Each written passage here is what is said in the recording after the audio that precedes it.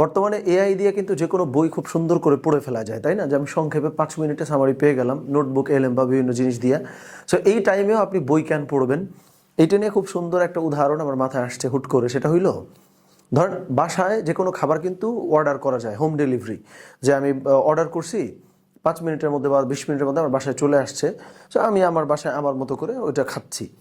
কিন্তু একটা রেস্টুরেন্টে যখন আমরা যাই, ওইটার যে ভাইব, ওইটার যে লাইটিং, ওইটার যে এনভায়রনমেন্ট, ওইটার যে একটা এক্সপিরিয়েন্স, ওইটা কিন্তু হচ্ছে যে বাসায় হয় না।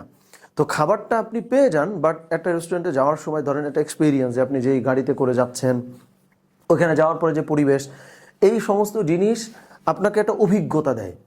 তেমনিভাবে খুব ইন্টারেস্টিং একটা ব্যাপার হইলো, যখন আমরা কোনো বই পড়ি, সামারিতে তো আপনি হুট করে পেয়ে যান যে এই বইটার মধ্যে এই 4টা টপিকে বলা হয়েছে, এইটা এইটা এটা করতে হবে, শেষ। কিন্তু যখন আমরা বইটা পড়ি, তখন আপনি খেয়াল করেন বইটার মধ্যে অনেক অভিজ্ঞতা থাকে। মানে একজন লেখক তার টোটাল জার্নিটা বলেন।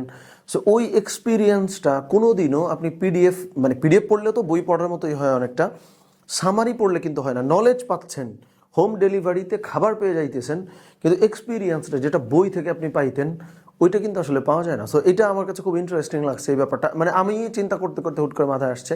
সো মনে হলো এটা একটু আপনাদের সাথে বোধহয় শেয়ার করা যায়।